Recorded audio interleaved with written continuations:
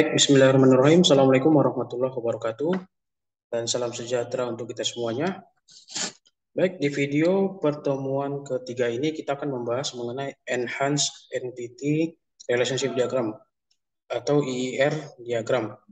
Yang dimana di dalam materi ini kita akan membahas kelanjutan dari materi yang sebelumnya, yaitu EER diagram ya. Jadi pada Enhanced Entity Relationship Diagram ini ya, kita akan membahas bagaimana level tingkatan dalam penyusunan EER diagram itu secara tingkatan yang lebih tinggi ya, sesuai dengan kata enhance-nya ini adalah peningkatannya ya, ataupun juga versi analisis yang lebih mendalam dalam penyusunan entity relationship diagram atau ER diagram. Baik, dalam topik ER diagram ini ada tiga yang akan kita bahas dan akan kita jabarkan, yaitu pertama ada specialization atau spesialisasi atau pendifferensian secara khusus dari subclass atau entity yang ada di dalam subentity yang ada di dalam entity ya, seperti itu. Kemudian generalisasi ya atau generalization, di mana proses untuk mengeneralkannya atau melihat subclass dalam ER diagram itu secara umum ya. Kemudian ada agregasi ya atau aggregation, yang mana proses untuk menggabungkan dua proses entity diagram ya dalam menjadi satu alur ER diagram seperti itu. Baik ya. Yang pertama ya, kita akan membahas mengenai spesialisasi. Yang dimana di sini ada sebuah ilustrasi ya. Misalnya ini ya, ini ada satu ilustrasi di sini yang dimana dalam status dosen ya, dosen yang kita ketahui bersama ya, dalam sebuah institusi tentunya ada bermacam status dosen ya, atau pengajar yang ada dalam kampus seperti itu. Di sini misalnya ya, secara umum itu ada dua tipe dosen. Misalnya seperti dosen tetap ya atau dosen permanen, yang dimana dosen tersebut merupakan dosen tetap dalam sebuah institusi ya, atau sebuah kampus ya. Kemudian ada part-time lecturer ya, atau dosen paruh waktu atau dosen tidak tetap seperti itu. Yang dimana dia tidak bekerja di dalam kampus itu secara penuh ya, ataupun juga secara aktivitasnya dia tidak melakukan tridharma perguruan tingginya di kampus tersebut, melainkan dosen part-time itu adalah dosen yang mempunyai home base ya, ataupun juga status dosen tetapnya di kampus lainnya, tapi dia menjadi dosen tidak tetap atau dosen paruh waktu di sebuah kampus seperti itu. Nah, jadi ya secara umum ya kalau dalam bentuk entitasnya ataupun juga atribut-atributnya ya bisa dijabarkan ya, misalnya untuk keseluruhan itu adalah misalnya employee ID ya, atau ID pegawai ya, karena dosen itu juga secara bentuk generalnya dia adalah seorang pegawai juga ya, dalam sebuah institusi atau sebuah kampus. Kemudian ada nama, kemudian jenis kelamin atau gender, kemudian nomor HP, kemudian pendidikannya apa, dan juga alamat rumahnya seperti itu. Nah, di sini ya untuk kasus spesialisasi ya, setiap dosen itu ya, setiap tipe dosen itu tentu dia memiliki sebuah atribut yang spesifik seperti itu. Nah, tadi ada dua jenis di dosen, ada dosen tetap ya, atau dosen permanen, dan juga ada dosen tidak tetap, ada dosen paruh waktu. Nah, tetapi dari kedua jenis dosen ini ya tentu ada atribut yang spesifik dari kedua jenis ini ya. Kalau tadi yang seperti ID pegawai, nama, gender, dan lain sebagainya itu adalah atribut secara umumnya yang pasti dimiliki oleh seorang dosen. Tetapi yang membedakan keduanya tentu ada atribut yang lebih spesifik seperti itu. Nah, misalnya seperti dosen tetap ya, atau dosen permanen ya dalam sebuah universitas ya, yang dimana dia selaku pegawai, tentu ada atribut yang mana misalnya grade-nya atau golongannya atau jabatan fungsionalnya, kemudian start date-nya ya, kapan dia mulai bertugas di kampus tersebut, kemudian lama waktu bekerjanya ya, lama waktu pengabdiannya di kampus tersebut ya, dalam hitungan tahun misalnya, kemudian ID ruangan atau room ID, dan lain sebagainya seperti itu ya. Dan juga siapa pimpinannya ataupun juga siapa nama kalau kita misalnya ketua jurusan atau ketua prodinya seperti itu ya, atau KPS-nya. Nah, sementara pada dosen paruh waktu ya atau dosen tidak tetap, dalam sebuah institusi ya, karena dia bukanlah dosen tetap yang mengabdi di kampus tersebut secara keseluruhannya, melainkan dia hanya mengajar hanya dalam paruh waktu gitu ya, satu waktu saja ya. Misalnya ya, kalau di kita secara umum itu ya, umumnya dosen-dosen yang seperti itu adalah misalnya seperti dosen mata kuliah agama gitu ya. Tentu kan dosen mata kuliah agama ya, kalau kita kaitkan dengan kampus kita ini yang jenisnya adalah kampus yang berbasis teknik ya, politeknik gitu, tentu tidak ada sub bidang atau program studi yang dia program studi agama gitu ya. Ya tentu untuk dosen agama ya, karena mata kuliah agama di kampus itu ada ya, maka merekrut dosen dari kampus lain gitu, atau dosen dosen yang background agama gitu ya. Misalnya seperti dosen-dosen yang ada di bawah Kementerian Agama seperti itu, yang diperbantukan untuk mata kuliah tertentu di kampus lain seperti itu ya. Misalnya seperti dosen agama gitu ya, atau dosen mata kuliah pendidikan kewarganegaraan ya, atau PPKN gitu, atau dosen bahasa Indonesia mungkin ya, seperti itu. Yang dimana kita di kampus kita tidak ada sub bidang tersebut. Nah, jadi atribut-atributnya tentunya misalnya seperti nama kantornya ya, atau nama asal asal dari institusinya dari mana, alamatnya dari mana, kemudian eh, berapa jam dia mengajar di kampus tersebut, gitu ya. Nah, jadi dari kedua jenis dosen tersebut ya, tentu ada pembeda ya antara dosen permanen dan dosen part time atau dosen tidak tetap. Nah, maka di sini kita akan menjabarkan ya, ataupun juga menjabarkan kedua entitas tersebut ya. Kalau secara entitas ini entitasnya sama ya, yaitu dosen. Tetapi untuk atribut-atributnya ada atribut yang spesifik di antara kedua tersebut. Nah, maka di sini ya, untuk hal ini kita lakukanlah yang namanya spesialisasi ya, atau mengkhususkan atribut-atribut dari eh, kedua pembeda jenis dosen tersebut. Nah, misalnya ya, dalam bentuknya seperti ini. Yang di bagian atas tentunya adalah atribut-atribut umumnya ya, dalam entitas dosen atau pengajar. Nah, yang di bawahnya ya, di bawahnya ini adalah penjabaran dari atribut spesifik dari masing-masing jenis dosennya ya, atau status dosennya. Nah, untuk menghubungkan relasi tersebut, penjabarannya itu menggunakan relasi is A gitu ya, is A ini untuk simbolnya. Maka kita akan jabarkan ya, masing-masing apa yang membedakan dari kedua tersebut. Ya sama seperti yang tadi di slide sebelumnya ya, untuk dosen tetap itu ada atribut grade-nya ya, karena dia adalah dosen yang mengabdi secara tetap di institusi tersebut dan lain sebagainya. Nah, kalau untuk dosen paruh waktu ya, atau dosen tidak tetap ya, tentu dia hanya menjabarkan atribut umumnya ya, atribut yang terkait dengan dosen paruh waktu, yaitu misalnya nama kantor asalnya gitu, kemudian alamatnya dan juga berapa jam mengajar dari dosen tidak tetap tersebut di sebuah kampus. Ya, maka jadi definisinya ya, untuk spesialisasi ini adalah untuk mendesain subgrup dari sebuah entity set ya, ataupun juga sekumpulan entitas.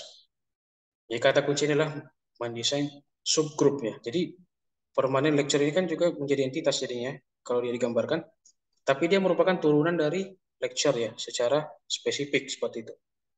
Jadi spesialisasi adalah kita mengurutkan ataupun juga mendefinisikan secara spesifik atribut dari masing-masing jenis seperti itu. Itu untuk spesialisasi. Nah, jadi untuk prosesnya dia jadinya uh, bottom proses ya. Prosesnya itu dari atas ke bawah seperti itu penjabarannya.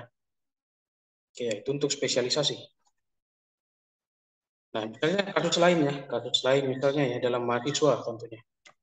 Nah, di kita sendiri ya, ataupun juga kalau di kita memang ada mahasiswa reguler dan mahasiswa karyawan ya. Tapi untuk mahasiswa karyawan itu sebenarnya sama statusnya reguler ya. Yang dimana hanya jam belajarnya yang berbeda seperti itu ya. Nah, misalnya ini kita ambil contoh lain ya, misalnya mahasiswa nih. Mungkin mahasiswa di kampus lainnya yang dimana ada pembeda antara mahasiswa reguler atau mahasiswa kelas pagi gitu ya dengan mahasiswa karyawan gitu. Misalnya kalau secara umum ya, mahasiswa itu tentu atribut-atributnya ataupun juga kriteria-kriteria yang ada dalam mahasiswa umumnya adalah ada jumlah sesi gitu ya.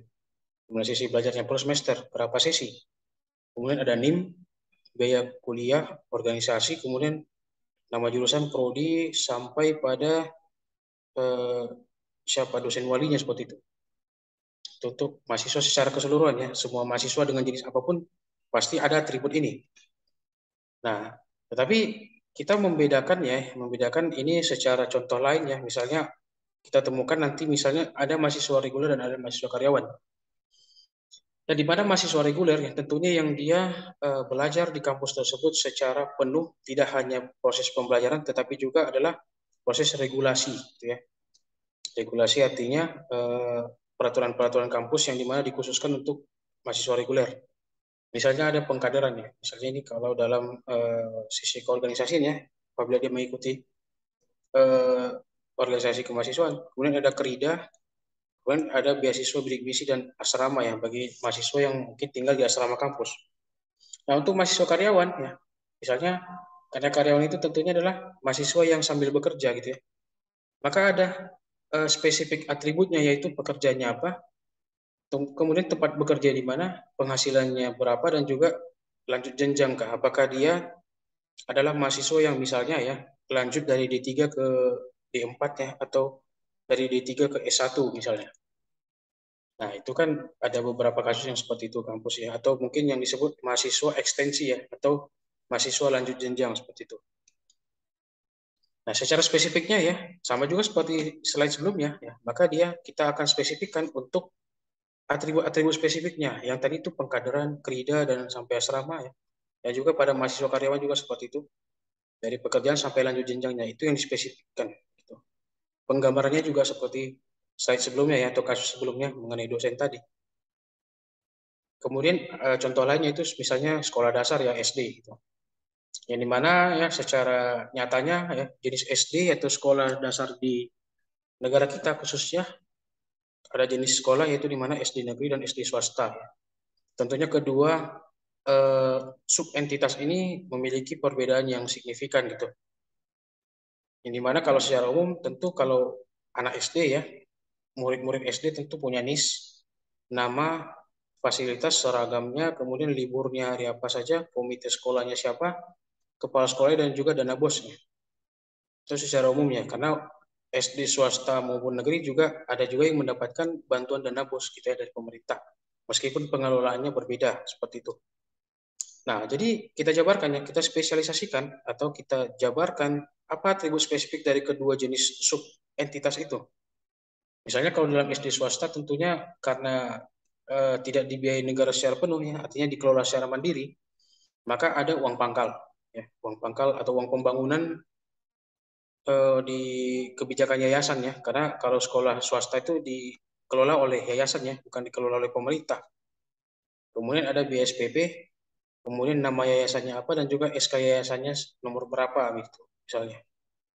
Nah pada SD negeri ya, karena dia dikelola oleh negara, tentu ada yang namanya daftar isian pelaksanaan anggaran, yang dimana dia adalah tanggung jawab dari pengelola sekolah negeri ya. Dalam hal ini mungkin adalah kepala sekolah dan juga perangkat-perangkatnya seperti itu.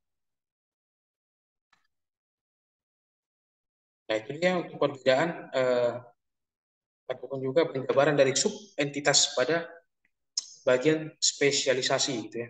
Jadi kita menjabarkan sebuah uh, sub entitas ya ataupun juga golongan dari kategori entitas itu ya menjadi atribut-atribut spesifiknya apa seperti itu.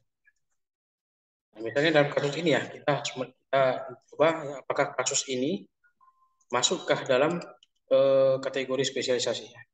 Jadi bagaimana dengan kasus ini kita lihat ya. Ini antara perbedaan antara ini adalah entitas mahasiswa ya. Di mana sini kita akan menspesifikkan ya, apakah ada atribut spesifik antara mahasiswa D3 dan mahasiswa D4. Gitu. Yang kita ketahui bersama ya, apalagi di kampus kita ini, ada jenjang D3 dan jenjang D4 gitu. Yang dimana untuk atribut umumnya ya, ya rata-rata sama ya. Jumlah sesinya juga dalam D3 juga ada untuk menghitung jumlah sesi, dalam D4 juga ada untuk menghitung jumlah sesi. Ya, kemudian NIM-nya juga tentu mahasiswa D3 D4 sama-sama punya NIM ya. Biaya kuliahnya, organisasinya apa, sampai pada programnya apa gitu. Nah, kita mengidentifikasi terlebih dahulu untuk mahasiswa D3. Gitu. Tentu kalau kita melihat, kita ukur kembali dari atribut umum yang di atasnya, poin atasnya tentu semua unsur pada mahasiswa D3 pasti memenuhi ya. Pasti ada jumlah sesinya, NIM-nya ada, sampai eh, programnya juga ada tentunya. Lama kuliahnya juga ya. Untuk atributnya ya, kalau mungkin untuk isinya ya pasti ini berbeda tentunya. Misalnya ya, D3 ya, dari segi lama kuliah ya, D3 eh, batas normalnya adalah 3 tahun gitu ya. D4 4 tahun, bedanya hanya itu, bedanya hanya isi. Tapi untuk atributnya sama ya, tentu sama ya, tidak ada perbedaannya. Lama sama-sama punya durasi lama kuliahnya. Begitu juga dengan ya kita identifikasi untuk mahasiswa atribut mahasiswa D4 ya. Apakah memenuhi dengan poin yang di atas ya, jumlah sesi sampai program tentunya sama ya.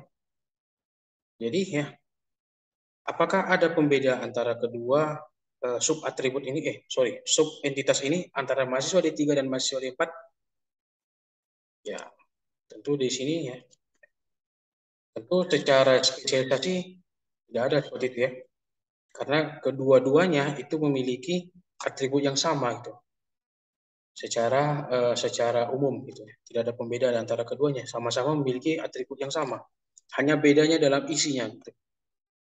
Jumlah SKS-nya ya, oke di D3 jumlah SKS-nya mungkin lebih sedikit dibandingkan D4 ya, seperti itu. Jadi untuk atribut keduanya sama seperti itu. Jadi tidak tidak ada spesialisasi yang spesifik seperti itu. Itu untuk kasus contoh ini. Nah, oke ya kita masuk ke generalisasi ya. Kita masuk lagi di contoh kasus yang sebelumnya yaitu adalah antara mahasiswa D3 dan D4 gitu.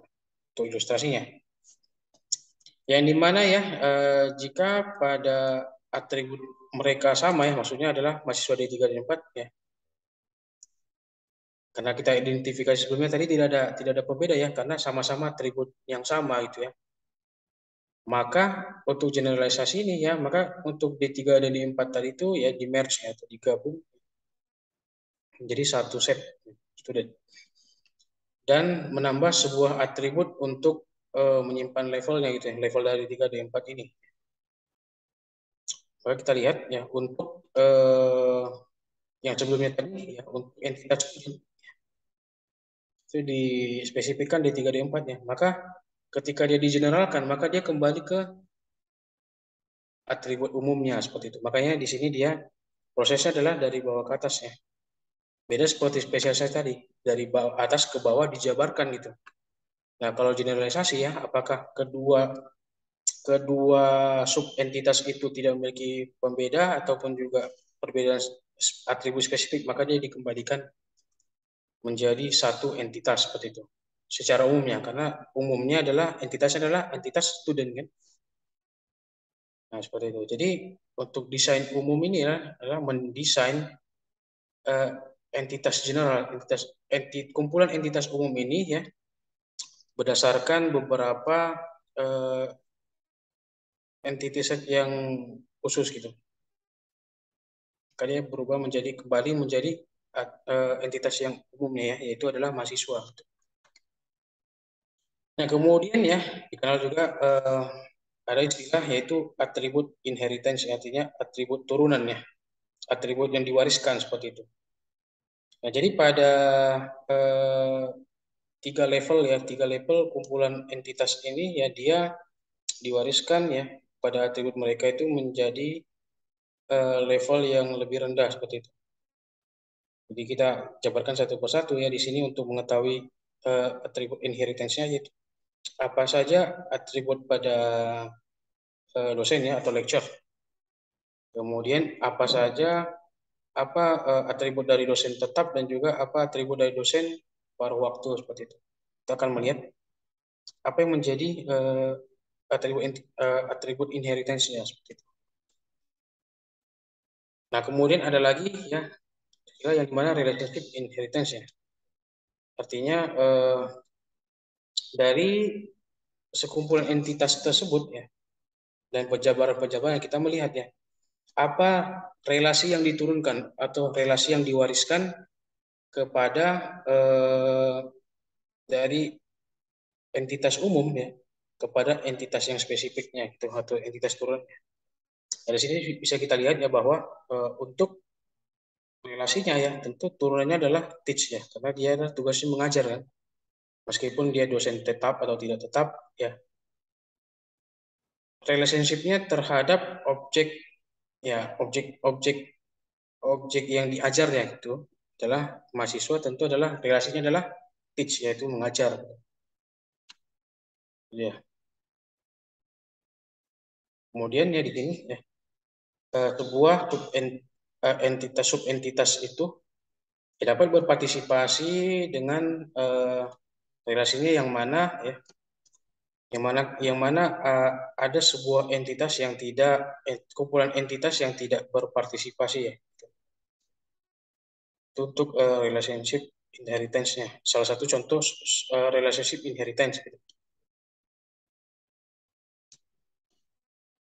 Kemudian ya untuk contoh yang ketiga atau pembahasan yang ketiga itu adalah aggregation ya ataupun agregasi yang dimana secara bahasa adalah maksudnya adalah untuk menggabungkan ya. Jadi misalnya ada sebuah kasus di mana ini ada IR diagram untuk proses peminjaman. Di sini ada dua alur ya, ada dua alur yang berbeda eh, penggambarannya ya. Tapi secara makna ini adalah bisa disatukan gitu ya. Tetapi kita jabarkan satu persatu terlebih dahulu ya. Misalnya di sini ada entitas customer dengan atributnya misalnya nomor ID-nya, namanya dan alamatnya gitu ya. Dan ada entitas loan ya atau juga eh, peminjamannya gitu ya. Berapa jumlah yang dipinjam seperti itu. Nah, maka di sini ya untuk relasinya yaitu borrow atau meminjam gitu. Ini proses untuk peminjaman dari seorang customer ya terhadap jumlah misalnya uang yang dipinjamnya gitu. Nah, kemudian yang di bawah ya, di bawahnya ini adalah proses pembayarannya ya. Yang dimana customer ya membayar pinjamannya itu pinjaman dari berapa jumlah yang dipinjamnya seperti itu. Misalnya ada seorang customer meminjam uang gitu ke bank dengan jumlah misalnya 20 juta misal. Dengan cicilannya ya, cicilan per bulan ya katakanlah. Karena umumnya cicilan pinjam itu per bulan ya. Cicilannya misalnya 1 juta per bulan. Maka dia membayar cicilan tersebut selama 20 bulan atau dengan intensitasnya itu 20 kali pembayaran gitu ya. Nah, jadi dari kedua IR diagram tersebut ya, IR diagram kedua ini tentu ini bisa digabungkan ya menjadi satu eh, bentuk IR diagram gitu. Tapi kita lihat dulu ya, yang mana saja yang bisa digabungkan gitu ya. Nah, jadi ya untuk relasi dari pembayarannya ya kita buat ya setelah eh, relasi dari peminjamannya gitu. Itu untuk stepnya. Kemudian bagaimana kita menampilkan eh, koneksi dari relasinya seperti itu ketika digabungkan. Ada beberapa di sini, ada beberapa contoh di sini. Di mana ketiga contoh ini sebenarnya tidak tidak tidak ada yang salah ataupun juga tidak tidak juga ada yang kuat ada yang lemah gitu ya. Karena sama-sama dia memiliki bagian penggabungan seperti itu. Misalnya pertama kita perhatikan ya dia dihubungkan ya dengan relasi P ya antara entitas customer dengan entitas payment-nya. Ini penggabungannya ada di bagian P-nya gitu ya. Kemudian di gambar yang kedua ya, untuk contoh yang keduanya ya,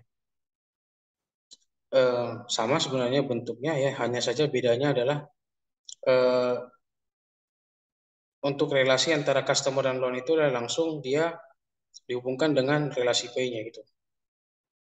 Dan kemudian melihat terlebih dahulu dia untuk relasi pembayarannya, kemudian dia menampilkan entitas dari jumlah yang dipinjamnya seperti itu. Dan yang ketiga di sini ya tentu berbeda dengan yang pertama dan kedua ya, di mana customer dan entitas customer dan entitas loan-nya ya, keduanya dihubungkan juga. Jadi dia ada dua relasi ya. Jadi ada dua relasi itu didefinisikan. Yang itu relasi pertama adalah borrow, pinjaman antara customer dengan nominal yang dipinjam. Yang kedua adalah menghubungkan customer dengan nominal yang dipinjam itu dengan relasi pay. Seperti itu. Jadi pertanyaannya adalah manakah model ya, model yang menunjukkan eh, pembayaran waktu dan juga koneksi antara peminjaman dan pembayarannya. Apa yang mana? Saya ulangi. Yang mana model yang menunjukkan relasi antara waktu peminjamannya ya, dan juga koneksi antara peminjaman dan juga pembayarannya. Antara 1, 2, dan 3. Dan ini nanti akan kita bahas nanti di pertemuan secara langsung ya. Ini di luar dari video asinkron ini. Kemudian ada kasusnya. Kasus yang dimana ya hasil dari ketiga contoh dari aggregation tadi ya. Ternyata ya untuk ketiga-tiga nanti kita akan bahas nanti secara langsung. Tapi di sini ada kesimpulan yang dimana dari ketiga bagan tersebut, diagram tersebut, yang dimana ternyata ya ketika eh, relasi dari peminjaman dan relasi pembayaran itu ternyata tidak boleh dihubungkan seperti itu. Karena akan mengakibatkan tentunya ada ketimpangan data antara customer dengan loan-nya. Sehingga tidak bisa langsung relasi peminjaman itu dengan relasi pay itu digabung. Itu dia untuk kasus dari aggregation tersebut. Nah, kemudian untuk form agregasinya ya, misalnya seperti ini.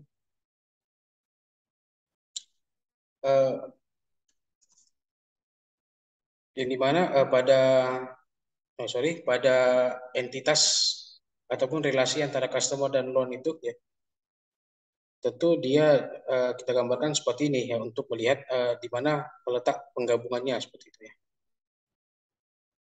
Sehingga untuk definisinya ya agregasi itu adalah ya untuk mengabstraksikan yang mana relasi dari sebuah entitas gitu. Abstraksi tentu adalah untuk melihat secara umumnya ya bagaimana eh, di mana letak penggabungannya dari antara yang tadi pada IR diagram customer meminjam meminjam customer dan loan, dan juga antara customer dengan payment.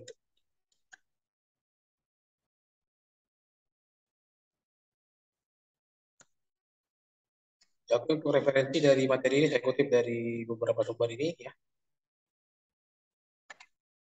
Oke, ya, jadi untuk materi video pertemuan ketiga secara asinkron ini. Untuk lebih jelasnya nanti kan kita bahas bagaimana detailnya ataupun juga bagaimana cara menggambarkan ya dari ketiga unsur enhance entity relationship diagram tersebut. Baik, cukup sekian video pertemuan ketiga secara sinkron ini ya. Selebihnya nanti kita akan bahas di praktikum bagaimana lebih jelasnya. Saya akhiri saja. Wassalamualaikum warahmatullahi wabarakatuh dan salam sejahtera untuk kita semuanya.